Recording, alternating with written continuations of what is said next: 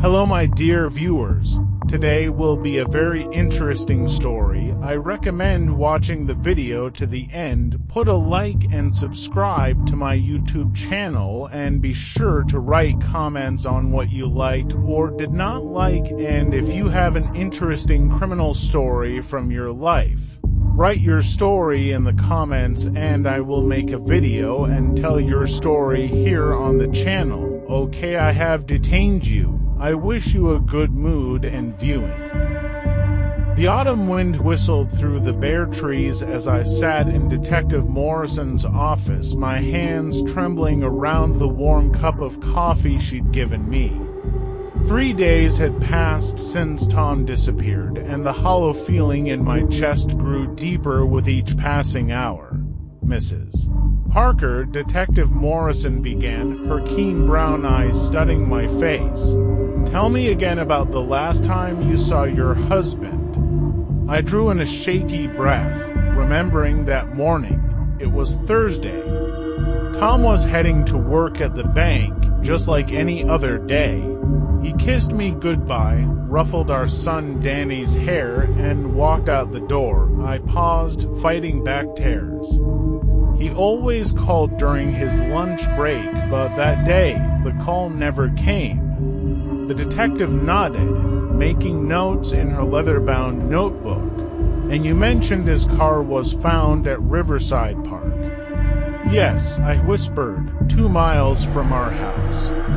The doors were locked, his briefcase was on the passenger seat, but there was no sign of Tom. My voice cracked. Detective, he would never abandon us.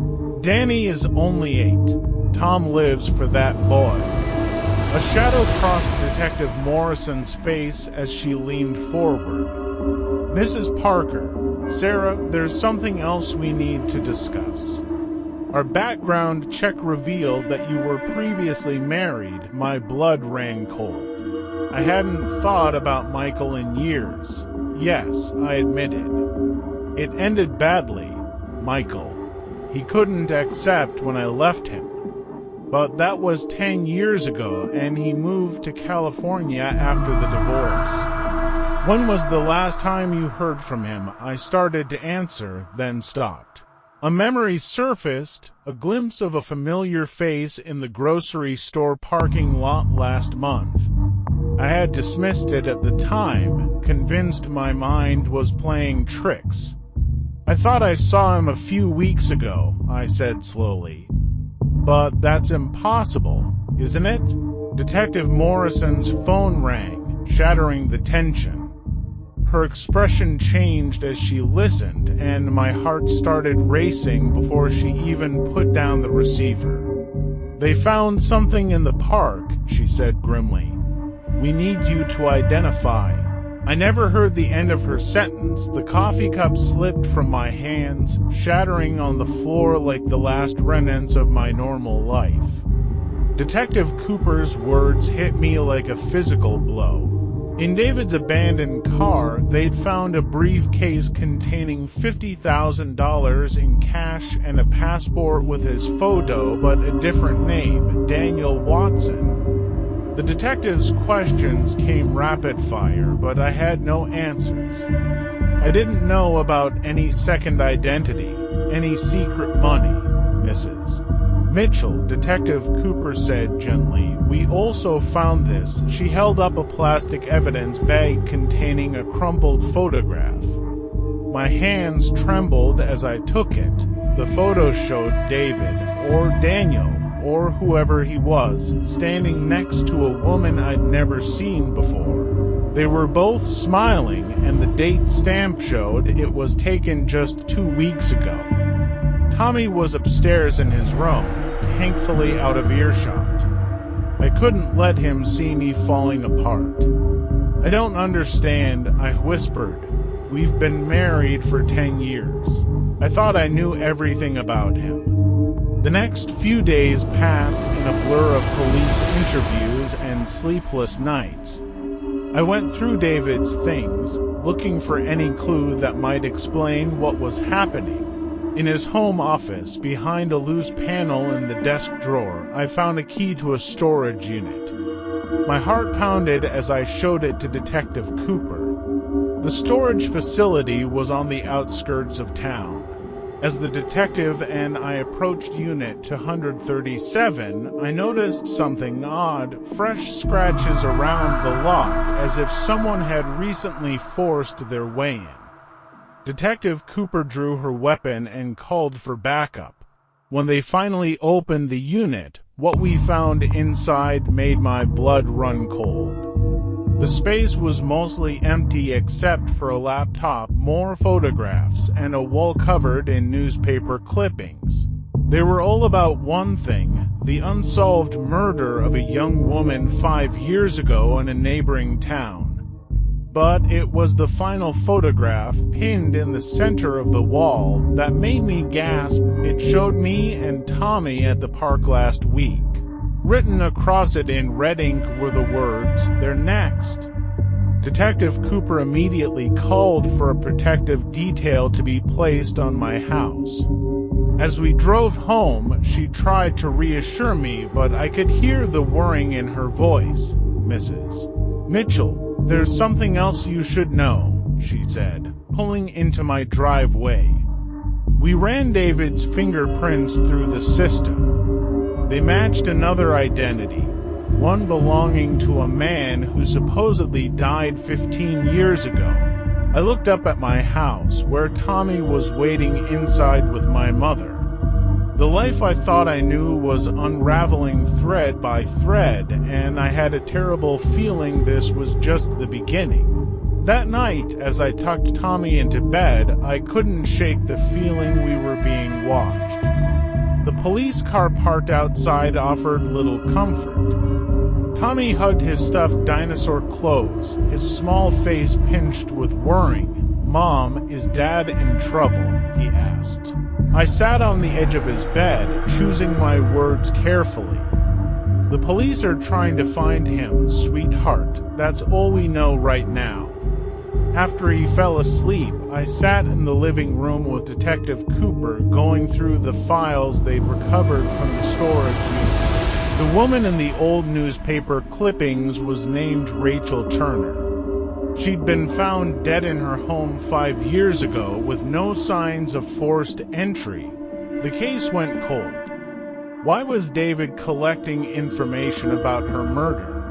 I asked. Detective Cooper spread out more photographs on the coffee table. We did some digging into that identity we found, the man who supposedly died 15 years ago. His name was James Carter. He was married to Rachel Turner's sister. My hands began to shake. "What are you saying? We think your husband's real name is James Carter. He faked his death 15 years ago, became Daniel Watson, and then created the identity of David Mitchell to marry you." The room seemed to spin, but why? Before she could answer, my phone buzzed with a text from an unknown number. The message contained just 4 words: "Check the basement wall." Detective Cooper called for backup while officers searched the basement. Behind a false panel in the wall, they found a metal box. Inside was a USB drive and a letter addressed to me. With trembling fingers, I opened it and began to read. "Dear Sarah, if you're reading this, then you've discovered who I really am. I never meant for you or Tommy to get caught up in this, but he found me. After all these years, he found me." The letter ended there, torn off mid-sentence.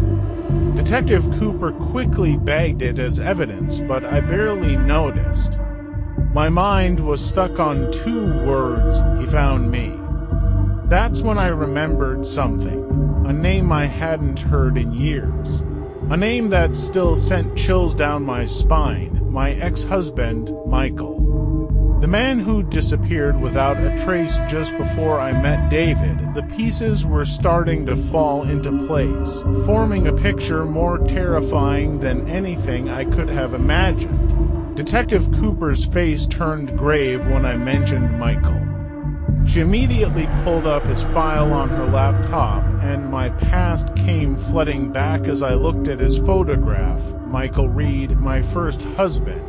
Our marriage had lasted barely a year before I discovered his violent temper and obsessive behavior. Mrs. Mitchell, Detective Cooper said, studying her screen. According to these records, Michael Reed was reported missing 8 years ago, right before you met David. A chill ran through me. That's right. He just vanished. I always thought he'd left town after our divorce. The detective's next words made my heart stop. The USB drive we found contains emails. They're between David or James Carter and Rachel Turner from 5 years ago. They were investigating Michael together. The truth hit me like a wave. Rachel Turner hadn't been randomly murdered. She'd been getting too close to something or someone. That night, after reinforcing security around my house, Detective Cooper showed me the emails. Rachel and James had discovered that Michael wasn't just my abusive ex-husband. He was suspected of hurting other women in different cities, always disappearing before police could catch him. James Carter had been tracking Michael for years, trying to stop him. He'd married Rachel's sister, but failed to protect her from Michael. That's why he faked his death and created new identities. He was hunting Michael while staying hidden himself. But why marry me? I whispered.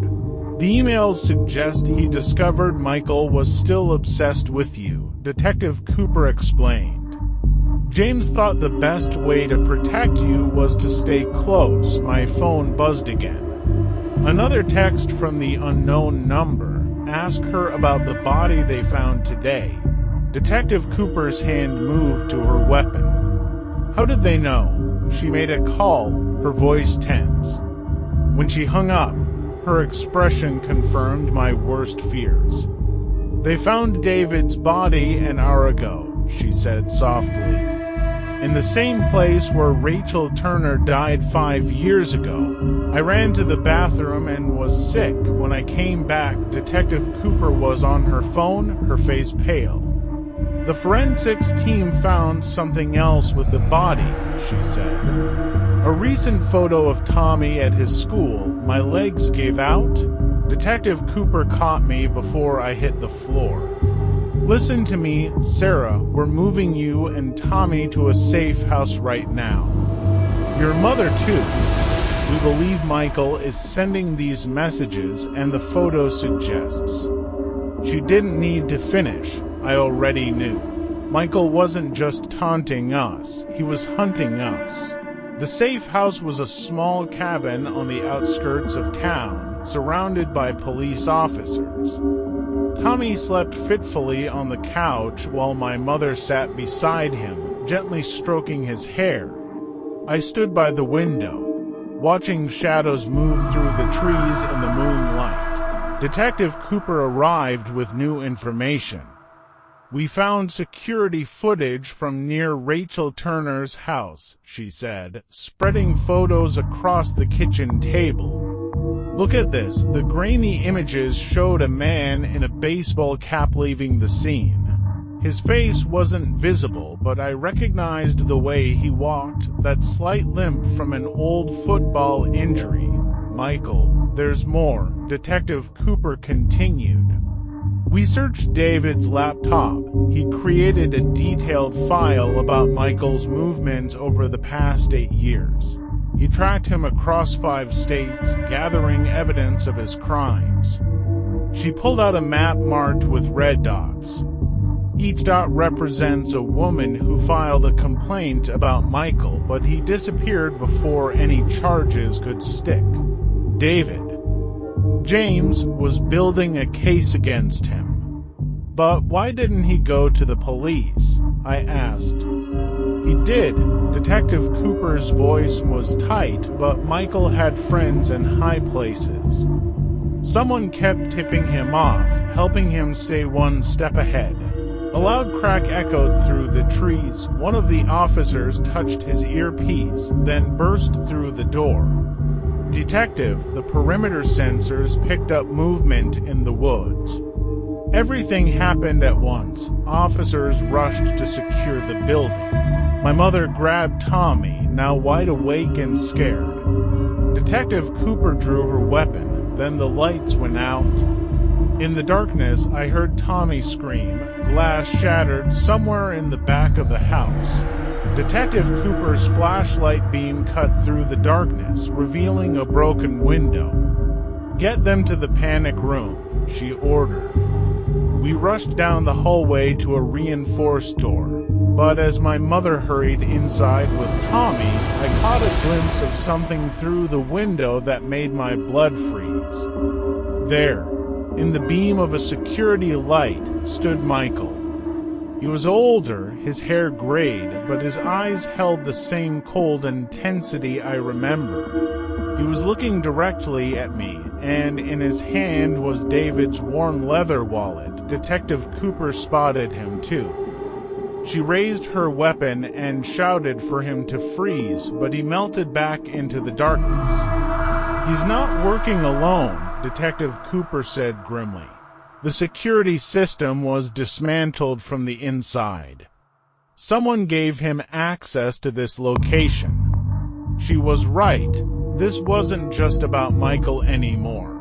We were facing something bigger, a conspiracy that had protected him for years, helped him eliminate anyone who got too close to the truth, and now we were all in his crosshairs.